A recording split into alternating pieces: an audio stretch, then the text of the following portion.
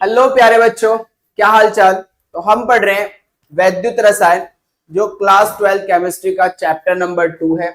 और आज हम इस चैप्टर के अंदर जो टॉपिक डिस्कस करने वाले हैं ये बहुत इंपॉर्टेंट होने वाले हैं, क्योंकि जो हमारे पास वैद्युत रसायन के अंदर न्यूमेरिकल्स प्रॉब्लम आती है, न्यूमेरिकल के अंदर जो बोर्ड के अंदर क्वेश्चन पूछे जाते हैं वो इन्हीं टॉपिकों के ऊपर होते हैं। अगर आपको ये चीज अच्छे से क्लियर हो गई तो न्यूमेरिकल में कहीं पर भी दिक्कत नहीं आएगी आपको, ध्यान रखना। तो इसलिए इसको समझना बहुत ज्यादा इंपॉर्टेंट है और 100% यहाँ से न्यूमेरिकल पूछे जाते हैं, इसलिए भी समझना जरूरी है बेटा आपको। तो चलिए देखते हैं आज के लेक्चर में हम क्या क्या डिस्कस करेंगे। हम बात करेंगे बेटा गैल्वेनिक सेल का निरूपण, representation of galvanic cell. Galvanic cell को कैसे निरूपित किया जाता है, आपसे सेल अभिक्रिया दे देगा और कहेगा बताओ इसको सेल का निरूपण लिखो इसका। तो इस तरीके से हम बात करेंगे। साथ में बात करेंगे सेल अभिक्रिया, सेल रिएक्शन, सेल के अंदर जो रिएक्शंस होती है उसको कैसे लिखते हैं। तो सेल का रिप्रेजेंटेशन दे देगा और हमें क्या लिखनी होगी, सेल अभिक्रिया। यानी कि सेल अभिक्रिया देके तो गैल्वेनिक सेल का निरूपण पूछेगा और निरूपण देके क्या पूछेगा, सेल अभिक्रिया पूछेगा। साथ में हमसे क्या पूछने वाला है वो, सेल का विद्युत वाहक बल, electromotive force, EMF of cell, ये फाइंड आउट करेंगे हम आज के लेक्चर में। तो इन सब के बारे में आज हम डिस्कस करने वाले हैं। तो चलिए स्टार्ट करते हैं बेटा। तो चलिए स्टार्ट करते हैं हम। सबसे पहले हम बात करेंगे सेल का निरूपण की, गैल्वेनिक सेल का निरूपण। तो पूरी बात लिख लेते हैं भाई हम, गैल्वेनिक सेल का निरूपण,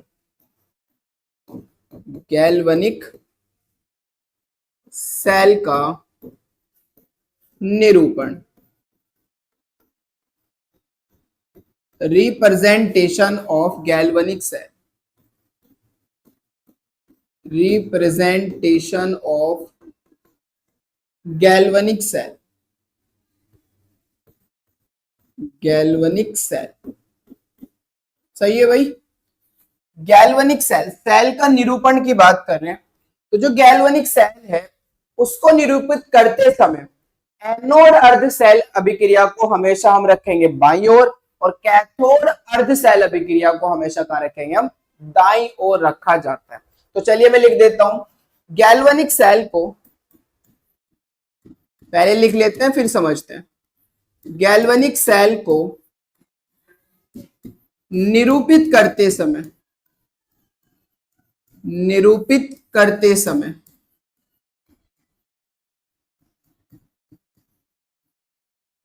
एनोड अर्ध सेल, अर्ध सेल को सदैव बाईं ओर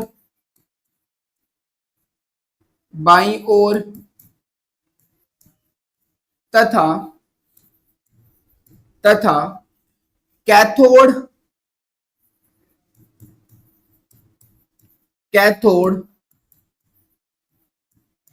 अर्ध सेल को सदैव दाईं ओर लिखा जाता है, दाईं ओर लिखा जाता है, लिखा जाता है। इसको समझते हैं बेटा, जब भी हम सेल का रिप्रेजेंटेशन लिखेंगे तो एनोड अर्ध सेल को हमेशा बाईं ओर लिखेंगे और कैथोड अर्ध सेल को हमेशा दाईं ओर लिखते हैं। तो मैं आपको दिखा देता हूं, मेरे पास एग्जांपल फर्स्ट है डैनियल सेल। तो मैं कह रहा हूं डैनियल सेल, डैनियल सेल में होने वाली अभिक्रिया, में होने वाली सेल अभिक्रिया निम्न है, सेल अभिक्रिया निम्न है।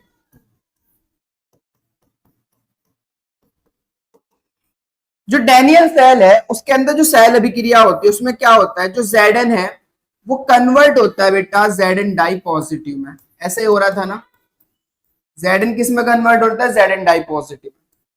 और जो कॉपर है बेटा, कॉपर डाई पॉजिटिव कन्वर्ट हो रहा था कॉपर के अंदर। ये डैनियल सेल की सेल अभिक्रिया है, डैनियल सेल की सेल अभिक्रिया। इसको मैं थोड़ा सा समझा भी देता हूं, आगे चलते हैं। मेरे पास ध्यान से देखना, ये एक कंटेनर है, इसके अंदर विलयन भरा हुआ है ZnSO4 का। आपको पता है डैनियल सेल मैंने पिछले लेक्चर में समझाया है। तो मैं इसके अंदर क्या करूंगा बेटा, Zn की रोड को डिप करा दूंगा। तो ये मेरे पास है Zn रोड, Zn रोड। अब एक दूसरा कंटेनर होता है जिसके अंदर कॉपर सल्फेट का विलयन होता है CuSO4 का। अब मैं इसके अंदर क्या करूंगा, कॉपर की रोड डिप करा दूंगा, Cu रोड।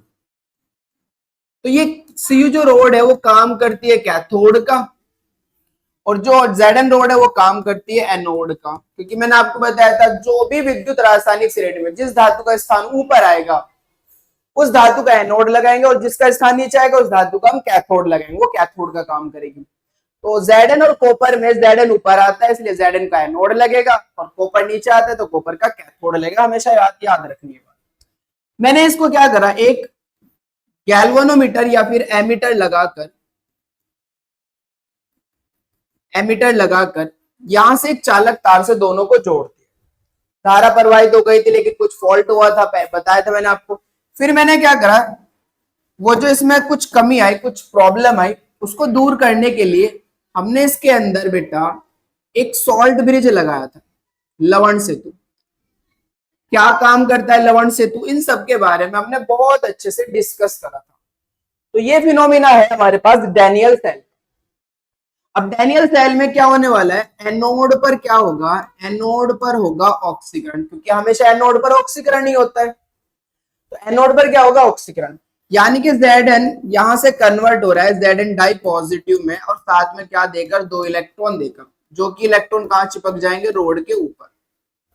तो इसलिए रोड कैसे हो जाएगी, ऋणावेशित।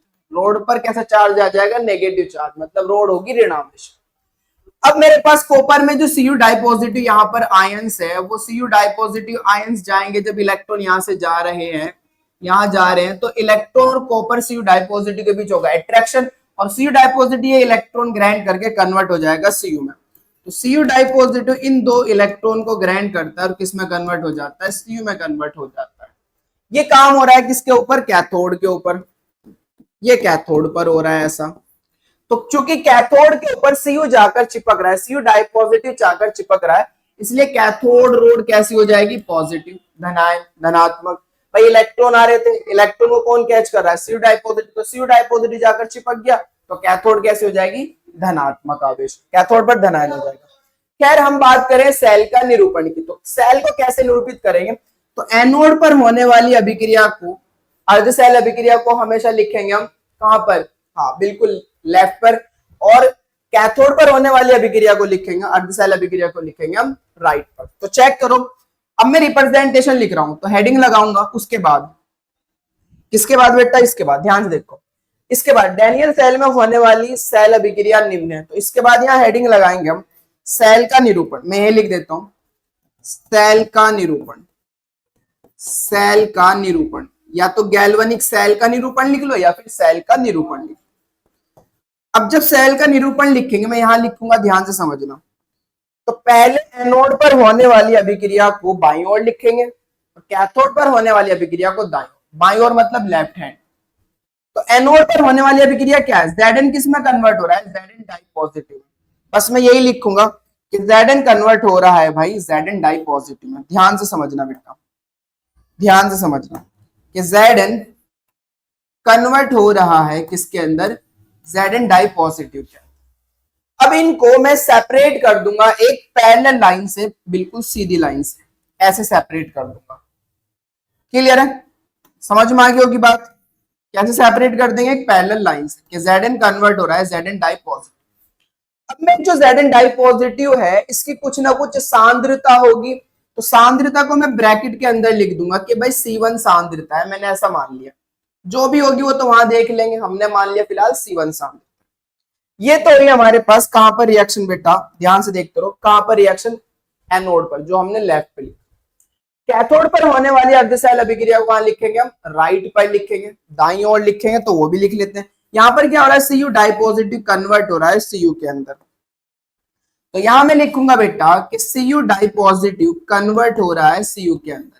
इनके बीच भी क्या लगा देंगे, हम एक लाइन ड्रॉ कर देंगे। इनके बीच भी क्या कर देंगे बेटा कि Cu डाई पॉजिटिव कन्वर्ट हो रहा है Cu के अंदर, Cu सॉलिड के अंदर, ये सॉलिड है।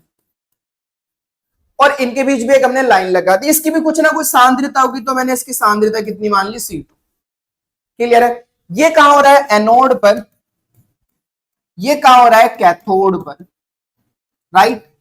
अब इन दोनों को ध्यान से देखना बेटा, इन दोनों को हमने जोड़ रखा है लवण सेतु से। इसे बोलते हैं लवण सेतु। क्या बोलते हैं, लवण सेतु। लवण सेतु, सॉल्ट ब्रिज। तो सॉल्ट ब्रिज को डिनोट करते हैं हम, जब सेल का प्रदर्शन लिखते हैं तो डिनोट करते हैं डबल पैरेलल लाइन से। तो इन दोनों के बीच में मैं लगा दूंगा डबल पैरेलल लाइन। ध्यान से देखना बेटा, ये डबल पैरेलल लाइन, ये हमारा हो गया सेल का निरूपण। सेल का निरूपण। अब हम बात करते हैं सेल के निरूपण के ऊपर अच्छे से। यहां से शुरुआत हुई Zn से, तो मैं डायरेक्ट लिखूंगा Zn। Zn से हम कहां गए बेटा, विलियन के अंदर। ध्यान से समझना, Zn से कहां गए, विलियन के अंदर। और विलियन में पढ़े हैं Zn डाइपॉजिटिव के आयंस। विलियन में कौन पढ़े हैं, Zn डाइपॉजिटिव के आयंस। सांद्रता जो भी होगी वो देगा, फिलहाल हम C1 मान रहे। फिर हम कहां गए बेटा, दूसरे कंटेनर पर किसके सहारे जाएंगे हम, लवण सेतु के सहारे। तो फिर मैं लवण सेतु को दिखाऊंगा डबल पैरेलल लाइन से। दिखा दिया लवण सेतु को। लवण सेतु से मैं कहां गया, विलियन के अंदर गया। और विलियन में कौन पड़ा है, Cu डाइपॉजिटिव आयंस। और Cu डाइपॉजिटिव आयंस से मैं कहां गया, कॉपर रोड पर। इसके साथ C2 दिखा दो। क्या दिखा दो बेटा, C2। C2 दिखा दो। और फिर मैं कहां गया बेटा, कॉपर सॉलिड पर। डायरेक्ट ऐसे करके लिख सकते हो आप सेल का निरूपण। कैसे भाई, यहां से स्टार्ट हुआ, Zn रोड से स्टार्ट हुआ, Zn से स्टार्ट हुआ तो Zn लिख दिया। Zn के बाद कहां गया मैं, कहां गया, विलियन के अंदर। पानी विलियन के अंदर, विलियन में कौन पड़ा हुआ है, Zn डाइपॉजिटिव के आयंस। Zn डाइपॉजिटिव के आयंस, तो मैंने Zn डाइपॉजिटिव के आयंस दिखा दिए, दोनों को पैरेलल लाइन से शो कर, सीधी लाइन से बिल्कुल। अब यहां से मैं जाना है इस कंटेनर के अंदर, किसके सहारे जाऊंगा बेटा, लवण सेतु के सहारे। तो लवण सेतु के डबल पैरेलल लाइन मैंने दिखा दी। यहां से यहां गया मैं इसके साथ। और इसमें जब गया तो कहां गया, Cu डाइपॉजिटिव आयन। विलियन में गया, और विलियन में क्या पड़ेगा, Cu डाइपॉजिटिव आयन, C2 सांद्रता। और उसके बाद बेटा फिर मैं Cu डाइपॉजिटिव आयन कहां जा रहे हैं, रोड के ऊपर। तो रोड के ऊपर क्या दिखा दो, कॉपर। तो सेल का निरूपण आपसे बहुत अच्छे से आ गया होगा। एक और एग्जाम्पल ले लेते हैं, और एक और एग्जाम्पल नोट कर लेना, इसको बना लेना, क्योंकि प्रैक्टिस ही तो है। एक और एग्जाम्पल ले लेते हैं, दूसरा। हम बात करें बेटा गैल्वेनिक सेल, किसी गैल्वेनिक सेल अभिक्रिया या कोई गैल्वेनिक सेल अभिक्रिया निम्न है, ऐसा लिख लेते हैं। कोई गैल्वेनिक सेल अभिक्रिया निम्न है। ध्यान से देखना बेटा, हमारे पास एक गैल्वेनिक सेल अभिक्रिया निम्न है, जिसमें हमारे पास Zn है। क्या बेटा, Zn है सॉलिड। Zn हमारे पास सॉलिड, ये रहा। और यहां पर 2 मॉलिक्यूल्स है AgCl के। 2 मॉलिक्यूल्स किसके हैं, AgCl के। कन्वर्ट हुआ Zn डाई पॉजिटिव में, Zn डाई पॉजिटिव। और यहां पर Ag पॉजिटिव, तो Ag पॉजिटिव कन्वर्ट हुआ बेटा Ag में। साथ में यहां से हमारे पास क्या मिले, Cl minus ion. Cl minus, अगर आप मल्टीप्लाई करना चाहो तो 2 से यहां कर दो, 2 से यहां कर दो। बैलेंस अगर करना चाहो, बैलेंस कर दो ऐसे। यहां पर जब आप AgCl को तोड़ोगे तो बेटा Ag पे प्लस आएगा ना, और Cl पे माइनस आएगा या नहीं आएगा, Ag पे प्लस और Cl पे माइनस। तो Ag प्लस तो इलेक्ट्रॉन गेन करेगा ना, किस में कन्वर्ट होगा, Ag में। लेकिन Zn कितने इलेक्ट्रॉन त्याग रहा है, 2। भाई पहले तो Zn ने इलेक्ट्रॉन त्यागे होंगे ना, Zn कन्वर्ट होगा Zn डाई पॉजिटिव में, साथ में 2 इलेक्ट्रॉन दिए होंगे। तो Ag तो 1 इलेक्ट्रॉन ग्रहण कर रहा है, दिए तो इसने 2, करा कितना, 1। तो इसलिए मुझे कितने Ag प्लस चाहिए, 2 Ag प्लस चाहिए। तो 2 इलेक्ट्रॉन गेन करेगा, तो 2 Ag मिलेंगे। तो जब 2 Ag प्लस होंगे तो 2 Cl माइनस भी होंगे, तो इसलिए वहां पर हमारे पास क्या मिलेंगे, 2 Cl माइनस। अब मुझे इस सेल का निरूपण लिखना है, इस सेल का निरूपण लिखना है। तो भाई Zn किस में कन्वर्ट हुआ, Zn डाई पॉजिटिव। तो Zn से शुरुआत होगी सेल का निरूपण। सेल का निरूपण आप डायरेक्ट लिख सकते हो या फिर सेल बनाकर भी लिख सकते हो। वैसे तो डायरेक्ट लिखना आना चाहिए, सेल थोड़े बनाएंगे बार बार। Zn से Zn डाई पॉजिटिव में कन्वर्ट हो रहा है तो मैं लिखूंगा भाई Zn सॉलिड है और पहला लाइन कन्वर्ट हो रहा है Zn डाई पॉजिटिव, कुछ ना कुछ सांद्रता होगी तो C1 मान ली। क्लियर है। अब मैं जब दूसरे जाऊंगा, ये तो एनोड की तरह काम कर रहा होगा भाई, इसका ऑक्सीकरण हो रहा है नहीं हो रहा है, Zn डाई पॉजिटिव में कन्वर्ट हो रहा है। कैसे पहचाना भाई, ये जीरो चार्ज है, यहाँ +2 चार्ज है, तो जीरो से कहां जा रहा है, +2 में जा रहा है। अगर +2 में जा रहा है इसका मतलब इसकी ऑक्सीकरण, ये है चार्ज बोलते हैं ऑक्सीकरण संख्या को। अगर ये जीरो से +2 में जा रहा है मतलब इसकी ऑक्सीकरण संख्या बढ़ रही है, और अगर ऑक्सीकरण संख्या बढ़ेगी तो मतलब उसका ऑक्सीकरण होगा, और अगर ऑक्सीकरण संख्या घटेगी तो मतलब उसका अपचयन होगा। तो यहां ध्यान से देखो बेटा, अब जैसे मैं कैथोड वाले केस पे जाऊंगा, ये एनोड है, कैथोड वाले केस पे जाऊंगा तो मैं यहाँ क्या लगाऊंगा, डबल पैरेलल लाइन। बताया था मैंने आपको क्या लगाते हैं बेटा, डबल पैरेलल लाइन। ये किसे बता रही है, लवण सेतु, लवण सेतु। क्लियर है। अब इसके बाद जाऊंगा मैं कहां पर, हाँ कैथोड पर। कैथोड क्या में कन्वर्ट हो रहा है, Ag प्लस कन्वर्ट हो रहा है Ag के अंदर, यहाँ +1 में है और यहाँ 0 में, तो ये +1 से कहां जा रहा है, 0 में जा रहा है। इसका मतलब क्या हो रहा है बेटा, इसकी ऑक्सीकरण संख्या घट रही है, घट रही है तो इसका क्या हो रहा होगा, अपचयन हो रहा होगा, सिंपल बात। क्लियर है बात। चलिए, तो यहां पर है मेरे पास Ag प्लस, यहां पर क्या है बेटा, Ag प्लस है या नहीं है। अब Ag प्लस की कुछ ना कुछ सांद्रता होगी तो मैंने C2 मान ली, और Ag प्लस कन्वर्ट किस में हो रहा है, Ag में हो रहा है, और Ag क्या होगा, सॉलिड। ये इस सेल का क्या हो जाएगा, निरूपण हो जाएगा। तो ऐसे आप किसी भी सेल का निरूपण लिख सकते हो। आई होप कि आपको बातें अच्छे से क्लियर हो गई होगी। और अगर आपको एक आधा एग्जाम्पल और चाहिए तो आप बुक से करें या फिर आप कमेंट करके बताएं, तो मैं एक और एग्जाम्पल और अच्छे से आपको समझा दूं। क्लियर है। इस तरह के चलते हैं बेटा हम अब सेल अभिक्रिया, सेल अभिक्रिया मतलब सेल रिएक्शन। सेल अभिक्रिया क्या होती है बेटा, दोनों इलेक्ट्रोडों पर, सेल में दोनों इलेक्ट्रोड पर होने वाली ऑक्सीकरण और अपचयन अर्ध अभिक्रियाओं का योग होता है, दोनों इलेक्ट्रोडों पर होने वाली। तो मैं लिख सकता हूं दोनों किसी सेल में, किसी सेल में दोनों इलेक्ट्रोडों पर होने वाली ऑक्सीकरण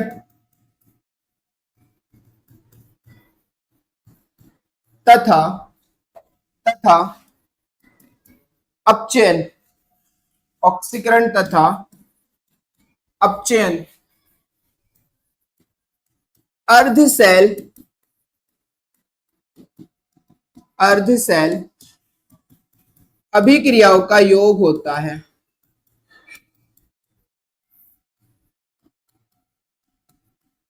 योग होता है।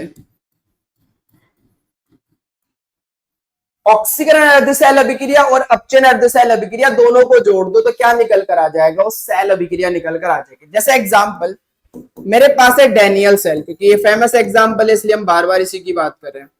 डैनियल सेल, तो डैनियल सेल का निरूपण लिखूंगा मैं, तो निरूपण क्या था बेटा डैनियल सेल का, चेक करो डैनियल सेल का निरूपण। Zn सॉलिड कन्वर्ट हो रहा था Zn डाइपॉजिट में, इसकी कुछ ना कुछ सांद्रता होगी C1 मान लिया। Double salt bridge, salt bridge बेटा, सॉल्ट ब्रिज लवण सेतु। अब आपको पता है कि जो कॉपर Cu डाइपॉजिटिव है इसकी कुछ सांद्रता C2 मान ली, वो किस में कन्वर्ट होता है, कॉपर।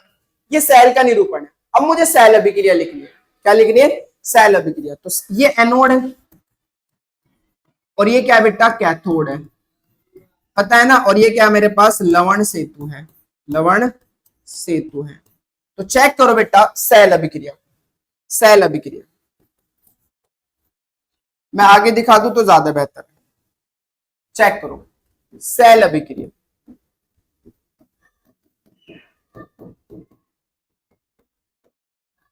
कैसे निकालेंगे हम? सबसे पहले बात करेंगे एनोड पर। एनोड पर क्या हो रहा है? एनोड पर अगर आप देखो, एनोड पर क्या हो रहा है, देखो बेटा, एनोड पर क्या हो रहा है, Zn कन्वर्ट हो रहा है Zn डाई पॉजिटिव, कन्वर्ट हो रहा है। Zn डाई पॉजिटिव में कब कन्वर्ट हुआ होगा? जब 2 इलेक्ट्रॉन त्यागे होंगे। ये एनोड पर ही तो हो रहा है, तो मैं लिखूंगा यहां पर एनोड पर Zn सॉलिड कन्वर्ट हो रहा है किसके अंदर?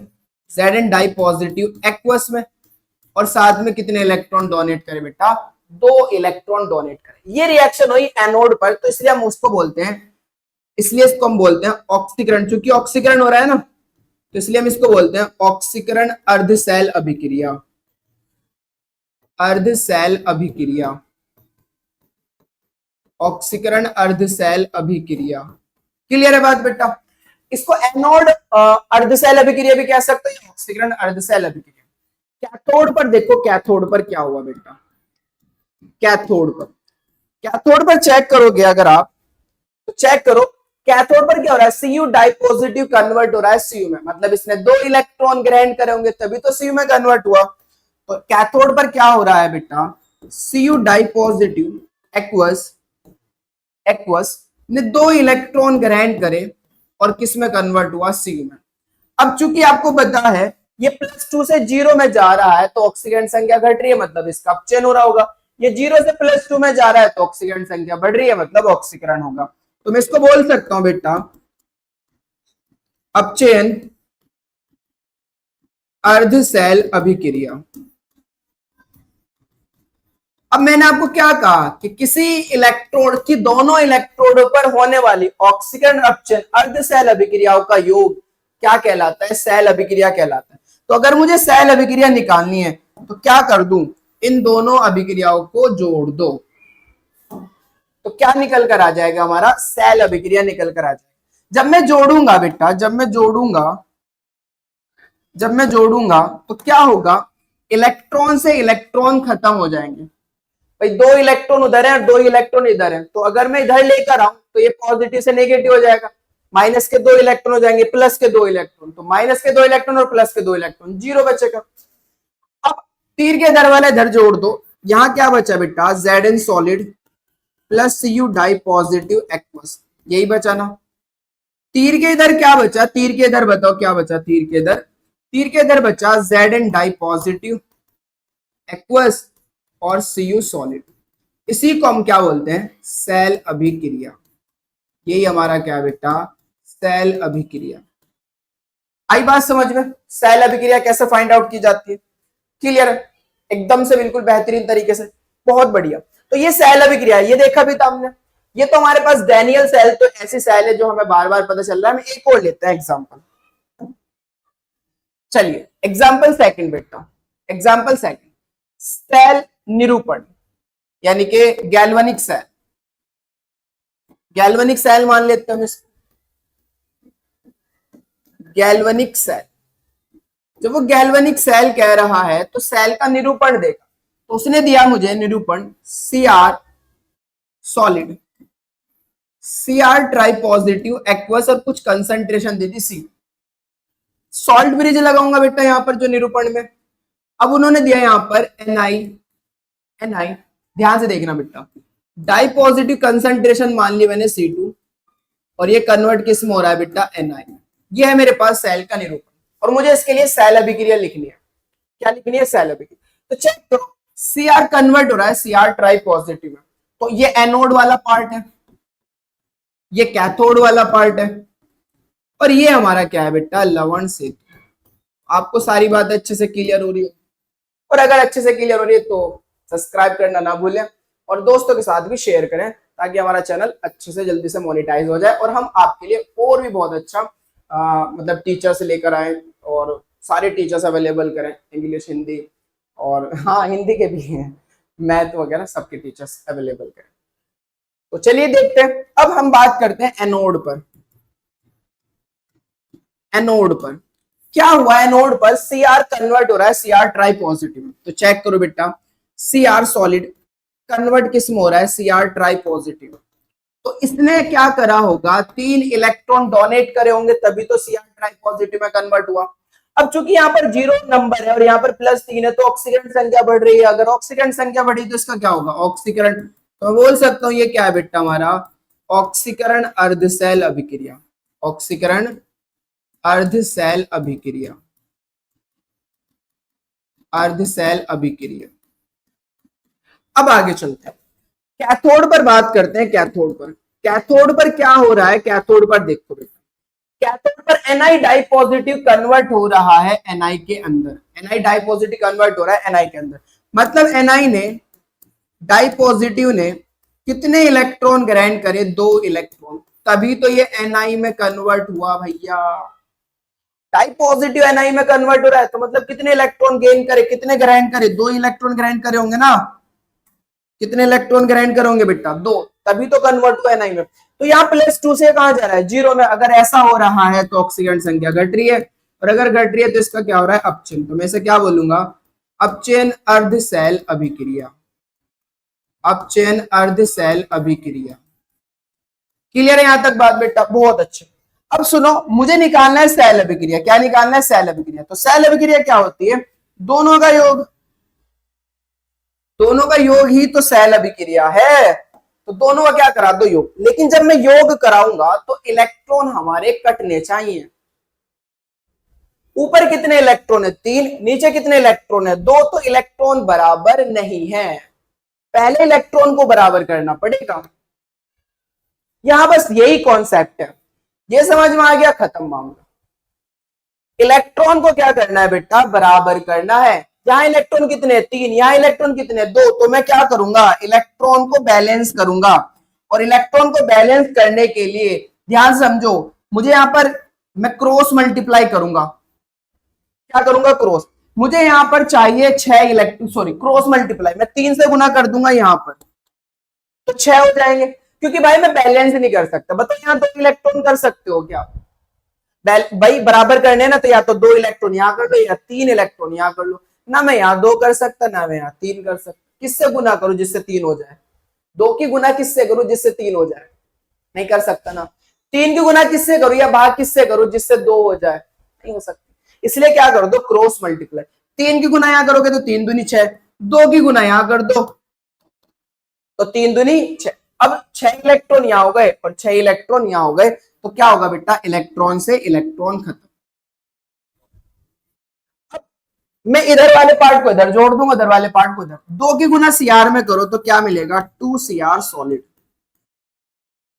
और इधर क्या बचा, 3 के अंदर 3 की गुना Ni डाई पॉजिटिव में करो तो क्या मिलेगा, 3Ni डाई पॉजिटिव एक्वस।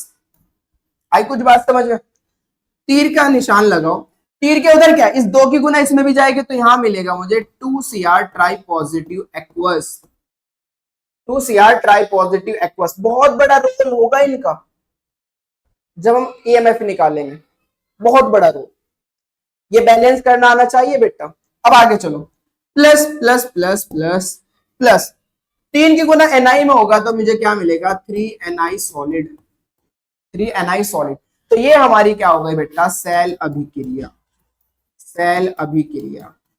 तो अब आपके अच्छे से क्लियर हो गया होगा सेल अभिक्रिया को निकालना, कि हम सेल अभिक्रिया को कैसे निकाल सकते हैं। तो मैं एक क्वेश्चन आपको दे रहा हूं, उसका सेल अभिक्रिया लिखना और कमेंट करके बताना कि सेल अभिक्रिया क्या निकाली आपने। चले भैया के तीसरा एग्जाम्पल आपके लिए है बेटा सेल अभिक्रिया का। गैल्वेनिक सेल, गैल्वेनिक सेल क्या, यहां पर दिया गया है Ni solid, Ni di positive aqueous. Salt bridge आपको बताइए, यहां है बेटा हमारे पास Ag plus C2 concentration, yes यहां C1 कंसेंट्रेशन ले लो बेटा, एक्वस भी दे सकता है, कोई मसले वाली बात नहीं। और यहां पर ले लो बेटा हमारे पास Ag सॉलिड। इस सेल रिप्रेजेंटेशन से हमें क्या निकालनी है, सेल अभिक्रिया, और वो आपको खुद करना। क्लियर है, कर लोगे। चले आगे, बहुत बढ़िया। अब हम बात करते हैं सेल का विद्युत वाहक बल। सेल का विद्युत वाहक बल, वाहक बल, शॉर्ट फॉर्म में हम इसे ईएमएफ बोल देते हैं। क्या बोल देते हैं? ईएमएफ। मैं यही लिख रहा हूं ईएमएफ। या फिर एक और नाम है इलेक्ट्रोड विभव, इलेक्ट्रोड विभव। और अगर 25 डिग्री सेल्सियस ताप, 1 मोलर सांद्रता और 1 वायुमंडल दाब पे बात करूंगा तो इसी को मैं कहूंगा मानक इलेक्ट्रोड विभव। इसी का नाम क्या लूंगा मैं? मानक इलेक्ट्रोड विभव। तो ये बात आपको पता होनी चाहिए। तो यही देख लेते हैं सेल का विद्युत वाहक बल। सेल का विद्युत वाहक बल कैसे निकालते हैं हम?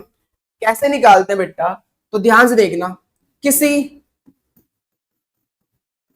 सेल में, किसी सेल में, हाँ, कैथोड में से एनोड के विभव को घटाकर, या मैं कहूं दाई इलेक्ट्रोड के विभव में से बाई इलेक्ट्रोड के विभव को घटाकर हम क्या निकाल सकते हैं? सेल का विद्युत वाहक बल निकाल सकते हैं। तो किसी सेल में दाई ओर के इलेक्ट्रोड विभव में से, दाई ओर के, दाई ओर मतलब राइट साइड, दाई ओर मतलब राइट साइड, दाई ओर के इलेक्ट्रोड विभव में से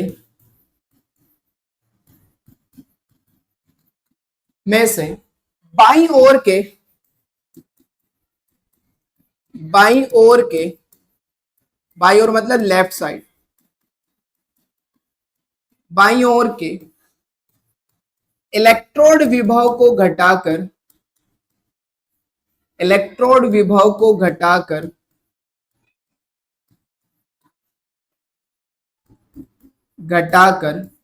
क्या निकाल सकते हैं हम?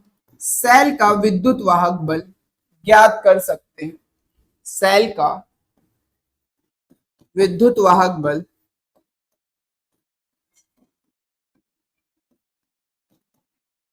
ईएमएफ बोल देते हैं हम, या इलेक्ट्रोड विभव,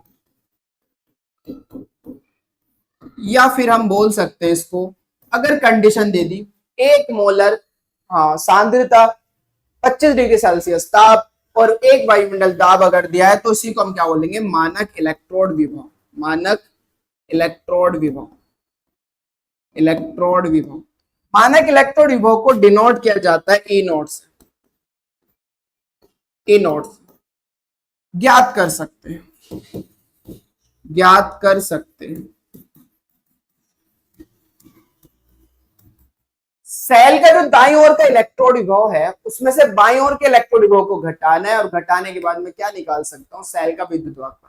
दाईं ओर कौन होता है? कैथोड। बाईं ओर कौन होता है? एनोड। तो मैं निकाल सकता हूं कि भाई सेल का विद्युत वाहक बल ई सेल, तो मैं मानक इलेक्ट्रोड विभव अगर लेके चल रहा हूं तो ई नोट सेल कहूंगा।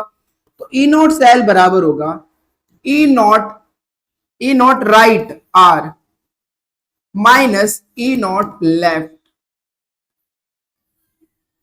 ई nought R minus E nought left. मैं थोड़ा एक्सप्लेन करूंगा, टेंशन नहीं लेनी, अभी फिलहाल फॉर्मूले लिख लेते हैं फिर समझाता हूं ये फॉर्मूला कैसा आ रहा। अगर मैं कहूं ई नॉट राइट को मैं बोल सकता हूं बेटा कैथोड, तो E nought cathode minus E nought anode. Cathode के विभव में से हमें क्या घटाना हुआ है? एनोड के विभव को घटाना है। तो हम सेल का क्या निकाल सकते हैं? इलेक्ट्रोड विभव या फिर मानक इलेक्ट्रोड विभव फाइंड आउट कर सकते हैं। अब बात करते हैं बेटा, वापस अपने उस टॉपिक पर आते हैं जो मैंने आपको सेल बना के दिखाया। यहां पर आते हैं, असल में इसे मैं रफ कर दूं क्योंकि ये सारी चीजें तो मैं पढ़ा चुका हूं आपको। असल में आप देखोगे यहां पर, आप देखोगे यहां पर, ध्यान से समझना बेटा, जो मेरे पास इलेक्ट्रोड विभव, इस बात को बहुत अच्छे से समझना बेटा, वो क्या होगा? तो इस यहां पर कुछ वोल्टेज बन रही होगी, यहां पर कुछ वोल्टेज यहां बन रही होगी, यहां पर इलेक्ट्रोड और विलियन के बीच जो विभव उत्पन्न होता है उसे ही तो इलेक्ट्रोड विभव कहते हैं। डेफिनेशंस कराए थे नहीं? तो कुछ विभव यहां बन रहा है, कुछ विभव यहां बन रहा है, दोनों को जोड़ेंगे जब तो सेल का विभव यहां मिलेगा मुझे। तो रियल में ध्यान से देखना, जो ई सेल है या ई नॉट सेल है, जो भी है आप मान लो, ई नॉट मान लो, चलो, जो ई नॉट सेल है वो होता है बेटा हमारे पास ई नॉट एनोड या कैथोड कह दो, चलो कैथोड रख रहे हैं तो कैथोड ही रख लेते हैं। ई नॉट कैथोड प्लस ई नॉट एनोड, दोनों का योग होता है। अभी मैं प्लस लिख रहा हूं, इस पे बात पे, सिर्फ बात पे ध्यान देना है, फॉर्मूले वही याद रखने हैं बेटा, फॉर्मूले वही याद रखने हैं, वही निकल के आएगा यहां से भी, लेकिन बात याद रखनी है क्योंकि बच्चे कंफ्यूज हो जाते हैं। मैं तो आपको वो बात समझा रहा हूं जो आपके समझ में आनी चाहिए, जहां न्यूमेरिकल में गलती होती है वो ना हो गलती। तो ध्यान से देखो, ई नोट सेल बराबर होगा ई नोट कैथोड प्लस ई नोट एनोड। अब आप जानते हो मैं इसको ऐसे भी लिख सकता हूं कि एनोड कैथोड पर होता है अपचयन, तो ई नॉट अपचयन प्लस एनोड पर होता है ऑक्सीकरण, तो ई नॉट ऑक्सीकरण। इस बात को समझो भाई। अब बात कैथोड पर अपचयन होता है नहीं होता, बताओ ये अपचयन है या नहीं है, जल्दी बताओ ये अपचयन है या नहीं है। और एनोड पर क्या होता है ऑक्सीकरण, ये ऑक्सीकरण है या नहीं है, बार बार बता रहा हूं मैं आपको। तो मैं लिख सकता हूं ई नॉट अपचयन कैथोड पर और प्लस ई नॉट ऑक्सीकरण, जोड़ रहा हूं दोनों का योग कर। अब भाई यहां समझो बात, अगर यहां ऑक्सीकरण हो रहा है तो यहां पर उत्पन्न विभव क्या कहलाता है, ऑक्सीकरण विभव।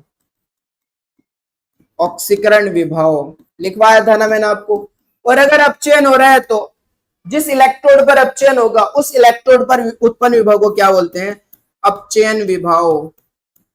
क्या बोलते हैं बेटा, अपचयन विभव। तो कैथोड पर कौन सा विभव अपचयन हो रहा है तो अपचयन विभव, एनोड पर क्या होता है ऑक्सीकरण, तो उसे क्या कहेंगे हम, ऑक्सीकरण विभव। अब भाई साहब आईयूपीए क्या कहते हैं, ये बात मैंने बताई थी आपको। आईयूपीए कहते हैं कि जब आप न्यूमेरिकल में वैल्यू पुट करोगे तो हमेशा कौन सी पुट करोगे, अपचयन विभव वाली। और मैंने बताया था आपको कि अपचयन विभव और ऑक्सीकरण विभव के मान, दोनों के मान समान होते हैं, बस चिन्ह क्या होते हैं, विपरीत होते हैं, चिन्ह अपोजिट होंगे। तो यहां पर ऑक्सीकरण विभव है, यहां पर अपचयन विभव है, तो कैथोड पर तो अपचयन विभव ही रहेगा। लेकिन यहाँ चूंकि ऑक्सीकरण विभव है और आईयूपीए कहते हैं कि जब हम वैल्यू पुट करते हैं तो हमेशा कौन सी वाली पुट करते हैं, अपचयन विभव वाली। तो मैं इस ऑक्सीकरण विभव को कन्वर्ट करके रखूंगा किसमें, अपचयन विभव में। तो यहाँ जो अपचयन है ना वो कैथोड पर है और यहाँ जो ऑक्सीकरण है वो एनोड पर है, तो एनोड पर भी मुझे क्या रखना है, अपचयन विभव ही रखना है। तो भाई मैं इसे अपचयन में कन्वर्ट करूंगा, तो अपचयन में कन्वर्ट करने के लिए मैं क्या करता हूं, माइनस से गुना करता हूं, क्योंकि वैल्यू सेम है, वैल्यू सेम है भाई, वैल्यू सेम है, वैल्यू क्या है, सेम। सिर्फ डिफरेंस किसका होता है, साइन का। अगर अपचयन विभव धनात्मक है तो ऑक्सीकरण विभव ऋणात्मक होगा, अगर अपचयन विभव ऋणात्मक है तो ऑक्सीकरण विभव धनात्मक होगा। तो मुझे अपचयन विभव निकालना है, तो अपचयन विभव में किससे गुना कर दो, माइनस से गुना कर दो, तो इसका क्या निकल कर आ जाएगा, सॉरी मुझे अपचयन विभव निकालना है ना, हाँ, तो अपचयन विभव में अपचयन विभव बराबर होगा ऑक्सीकरण विभव में किससे गुना कर दो, माइनस। तो यहां मैं जब ऑक्सीकरण विभव की जगह अपचयन विभव निकालूंगा तो अपचयन विभव रखूंगा, कौन सा रखूंगा, अपचयन विभव। तो मुझे निकालना है ऑक्सीकरण विभव, तो ऑक्सीकरण विभव किसके बराबर हो जाएगा, माइनस के अपचयन विभव के, माइनस इधर ले आऊंगा ना, तो माइनस के अपचयन विभव के बराबर हो जाएगा। कौन सा विभव बेटा, ऑक्सीकरण विभव। ऑक्सीकरण विभव निकालना था ना, ये निकालना था ना, तो ये किसके बराबर होगा, माइनस के अपचयन विभव के। तो भाई जब माइनस रखूंगा तो प्लस माइनस कैसा हो जाएगा, माइनस हो जाएगा। मैं सिर्फ कर रहा हूं, अब मैं सिर्फ करूं, ये सारी बातें पढ़ा रखी है भाई। तो अब मैं यहां पर रखूंगा बेटा, तो मैं यहां कैथोड ही बोल रहा हूं, तो यहां ई नॉट कैथोड, जब मैं यहां रखूंगा अपचयन विभव तो प्लस और माइनस मिलकर क्या हो जाएगा, माइनस हो जाएगा। तो यहां मुझे क्या मिलेगा बेटा, अपचयन विभव। तो अब जो एनोड पर विभव पुट करा मैंने, वो कौन सा विभव पुट करा, अपचयन विभव। अब यहां पर भी अपचयन विभव है और यहां पर भी अपचयन विभव है। अब दोनों विभव कैसे हैं, अपचयन है, दोनों विभव अपचयन है। तो आपको जब न्यूमेरिकल में बात करेगा ना, तो आपको ये चीज देखनी होती है कि उसने जो एनोड पर विभव दिया है वो ऑक्सीकरण विभव दिया है या फिर अपचयन विभव दिया है। अगर ऑक्सीकरण विभव दिया है तो भाई कन्वर्ट करके रखोगे अपचयन विभव में, क्योंकि यहां पर हमें कौन सा पुट करना होता है, अपचयन विभव पुट करना होता है। क्लियर है। तो चलिए ये आपको समझ में आ गया होगा कि कैसे फॉर्मूला निकल कर आया। तो मैं आपको एक चीज दिखा भी देता हूं, एक एग्जांपल ले भी लेते हैं कि कैसे फाइंड आउट करेंगे। तो चले आगे, डैनियल सेल ही ले लेते हैं क्वेश्चन। डैनियल सेल का सेल का मानक इलेक्ट्रोड विभव ज्ञात, मानक इलेक्ट्रोड विभव ज्ञात, जिससे वो ईएमएफ भी बोल सकता है, ज्ञात। और भाई साहब ने दिया है, ध्यान से देखो, भाई साहब ने दिया है कि जो ई नॉट है, ई नॉट है, ई नॉट वो दिया है Zn से Zn डाई पॉजिटिव। कितना दिया है ध्यान से देखना, प्लस 0.76 वोल्ट, 0.76 वोल्ट। दूसरा उसने दिया है ई नॉट Cu डाई पॉजिटिव से Cu, वो दिया है प्लस 0.34 वोल्ट। और वो कह रहा है मुझे क्या निकाल के दो, डैनियल सेल का मानक इलेक्ट्रोड विभव ज्ञात करके दो। ये वैल्यू दे रखी है। अब मैं आंसर लिख रहा हूं, तो मैं लिख रहा हूं चूंकि हम जानते हैं भाई, चूंकि हम जानते हैं कि जो ईएमएफ होता है, ई नॉट सेल होता है, वो बराबर होता है बेटा ई नॉट कैथोड, ई नॉट कैथोड। कैसा विभव होना चाहिए, अपचयन विभव, माइनस ई नॉट एनोड। कैसा विभव होना चाहिए, अपचयन विभव। अब मुझे बताओ इनमें से एनोड पर तो यही होगा ना, और ये कहां होगा, कैथोड पर, होगा या नहीं होगा। तो बहुत सारे बच्चे वैल्यू डायरेक्ट पुट कर देते हैं।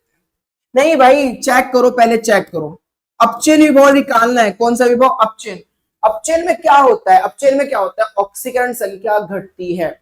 आप मुझे बताओ यहाँ पर ये Zn किस में कन्वर्ट हो रहा है, Zn डाई पॉजिटिव में, 0 से +2 में जा रहा है। तो क्या यहाँ ऑक्सीकरण संख्या घट रही है, नहीं ना, यहाँ तो ऑक्सीकरण संख्या बढ़ रही है।